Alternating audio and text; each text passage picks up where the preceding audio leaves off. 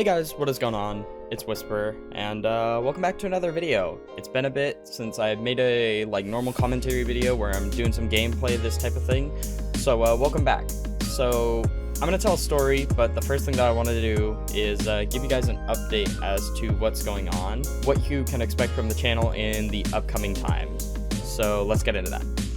So first of all, I've been gone for a really long time. It's been a really long time since I have sat in front of my computer and played games like this and recorded a video. And I apologize for that. Part of it has been that I just have a lot less motivation to make videos recently, only due to the fact that working and everything and going to school, mostly full time, it just drains me. So I just have a lot less interest in sitting down and recording these types of videos. But I really want to try and change that because I don't know, I just all of a sudden I've got this really big interest. I want to make videos, I want to tell stories and stuff like that. So expect more of that in the upcoming few months, because I really want to try and make more of these types of videos. Something else to note is that I'm going to be doing less of just CSGO gameplay, because I don't know, I don't really play CS that much anymore. It's just not that big of an interest to me. Don't get me wrong, I still play it and I still have a rank. By the way, gold Nova 1, still not silver, so that's good. But I just don't have as much interest to play the game, and part of that has been I feel burnt out on it. And don't get me wrong, I still play it, but at the same time it's just I don't have as much interest to play it. So in terms of the commentary videos, you can expect me to be playing Final Fantasy, or maybe some old school RPGs, or Persona or something like that. Probably less CSGO. You may still see it from time to time, but you won't see it as much. Anyways, and the final thing that I would like to talk about before I get into the story is the BLFC tribute video. I would really I don't normally ask for these types of things, but I would really appreciate it if you guys went and checked out the BLFC tribute video that I made. I would really appreciate if people were to check out that video, because I put a lot of effort into that video, and it definitely hasn't gotten the views that I would like it to. Granted, I know I'm a smaller channel, but I was hoping just for something in the hundreds range. So please, if you're a furry, go check out that video. It's a pretty good video. I spent a good 30 hours on that video, so I would appreciate if people were to check that video out. Anyways, on to the story. So I recently had a fuckload of car problems happen to me. Needless to say, it sucked ass. So let's get into what exactly it was that happened. This was about a week ago. Actually, now that I think about it, it's been a fucking nightmare to deal with. What happened is that my radiator grew a hairline crack in it. So if you don't know, the radiator is a part of your car that it's supposed to keep your engine cool and stuff like that. So pretty much if your radiator isn't working, then your engine will start to heat up and you could possibly blow your engine. So it's not something that you should take lightly. So when my radiator grew this hairline crack, it was a pretty big deal, because I effectively couldn't drive my car for more than a few miles without my car heating up really badly, and my AC wouldn't work, and then it was dangerous because I could risk blowing my engine. So with help from my mom's boyfriend, I attempted to JB weld the radiator to see if maybe I could fix it, if I could repair it or something like that. And it didn't really work out that well, because the following day I went out and the hairline crack reappeared. So pretty much I was under the thought process, shit, I need to get this fixed because I have school tomorrow. I need to be able to drive my car tomorrow to get to school, and it would be really fucking miserable to have to do stop and go in order to make sure that I can get to school tomorrow. So I decided to shell out the money and get a radiator from AutoZone. Not sponsored, by the way, but if you wanna sponsor me, AutoZone, hit me up, please. I'd be fucking down for a car sponsorship. Get in the zone. AutoZone. I decided to go to AutoZone using my mom's car and get a new radiator, which was about $60 more expensive than getting one online. But at the same time, I was concerned because part of the issue is that radiator depends on whether or not your car is automatic or manual. And so I was operating under the assumption that I might not get the right one if I ordered it online. They might mess it up, they might get the wrong part. So I decided, fuck it, let's just cut out the middleman. It's an extra $60, let's go get it, and let's do this tonight. So Wednesday night, I'm out there working on my fucking car, and it took 3 fucking hours in order for me to get the radiator installed and shit, and half the fucking time it was raining on me. It was raining on and off in California, of course, that day that I decided to go out and fix my radiator. Finally, it's like 9 p.m. or something. It's like fully fucking dark at this point, and I finally have everything in. I have all the hoses reattached, I have all the screws and everything bolted down, and I'm like, okay, cool. We're all good and dandy. So the next day I go to drive to school. It's Thursday at this point. On the way there, I start to notice my engine gets hot. I get really mad. I'm fucking visibly pissed off. And who could blame me? I just spent $130, you know, on a car part in order to relieve this issue. And what fucking happens? The issue persists, of course. So I have to like stop and go on my way to school, because the thing is that I don't want to blow my engine. See, I have a little temperature gauge. Every car has a little temperature gauge. You can like see that temperature gauge go up and up and up. If it gets too hot, it'll blow your engine, and you don't want that, obviously, because that like pretty much invalidates your fucking car. You can't use it. You have to get a new engine. And so I'm like stopping and going on my way to school. Like I'm stopping for like a few minutes and then driving for a few minutes and then stopping for a few minutes, because my temperature gauge was getting really up there. Like it's kind of like a gas gauge, and so there's like cold, the middle area where the car is supposed to be, and then hot. Oh, I just realized you guys probably couldn't see my hand in that image. So there's like cold at the bottom, middle, and then hot. And it was in this range, just like barely below hot. And so I would stop my car for a few minutes, then I would go.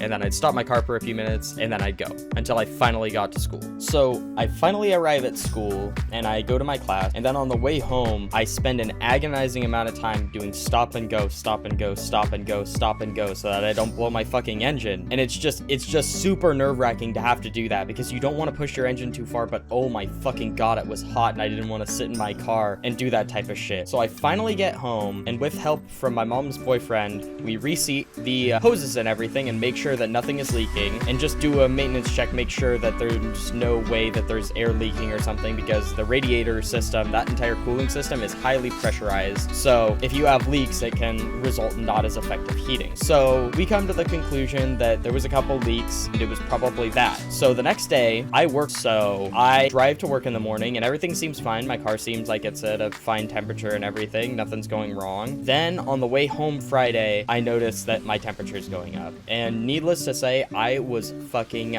pissed. I was super mad. Who could fucking blame me? Because at this point, we've ensured that everything is seated properly, everything is working as it's supposed to, and my car is still fucking overheating. Actually, that Friday, that night when I got home from work, because I work 8 to 5 on Fridays, I get home and my mom's boyfriend is here with a relative of his, and that relative helps me diagnose the issue. It could be one of two possible things. It could either be 1, my thermostat, or 2, my water pump.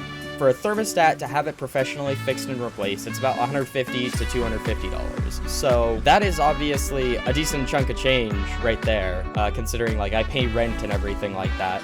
So that's like a decent amount of money for me. Obviously, that's like kind of bad. I don't want to have to shell out all this money, especially right after I shelled out $130 to get the radiator. But it could be worse, because it could be the water pump. And if you don't know, the water pump helps provide cooling to your system and everything. Also, I just fucking bonked my mic because I'm an idiot.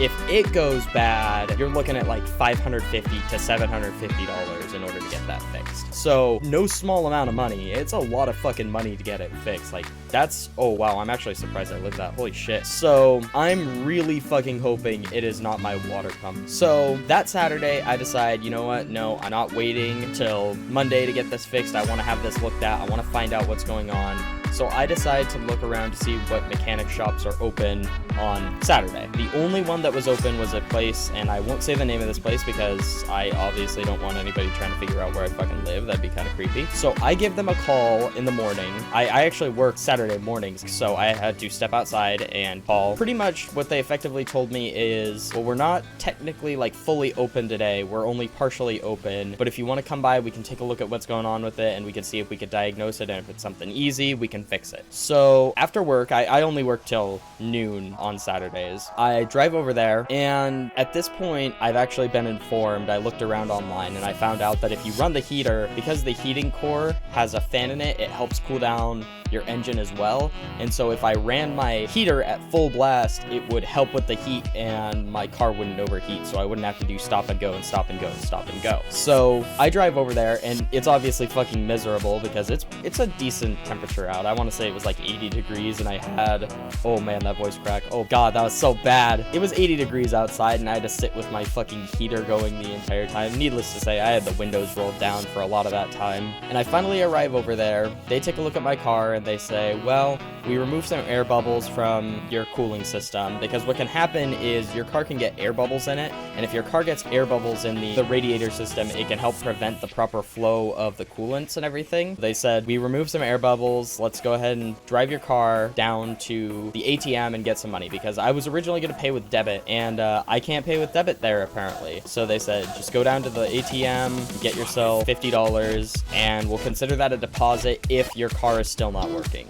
So pretty much they said, if your car is working, great, you take your $50, it's fine, you go on your way. If it's not fine, then that $50 will go towards the labor and the part for your car. I go down to the ATM, grab the money, and then come back and pay them. But on the way there, I decide, all right, let's go ahead and run my AC. Let's see if it's all working. And spoilers, it's not. My engine's still running hot. So I run the heater so that way my car doesn't overheat, and I tell them that there's still an issue. So they say, okay, let's go ahead and have you come back on Monday and we'll fix it. So the mechanic who was there, I'm just gonna call him Robert. I'm not gonna say his actual name, fuck that. I don't wanna disclose anybody's information like that. So Robert tells me, I'll call you sometime on Monday afternoon and have you come down and we'll get everything sorted out for you. And before we leave, we pretty much sit there and have a good chat, because I like cars. I mean, I'm not the most mechanically inclined person that you're ever gonna meet, but I do like cars a decent amount, and I think they're super neat. I think retro cars and stuff like that are awesome. And so we just sat down and chatted for a little while. We talked about how I'm a college student and what I'm majoring in, and he talked about how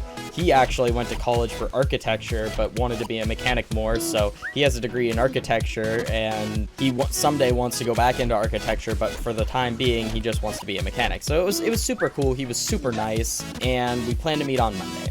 So Monday rolls around, and it's Monday afternoon.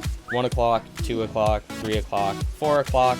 4 o'clock finally rolls around, and I decide I should probably call them, because the shop closes at 5 p.m.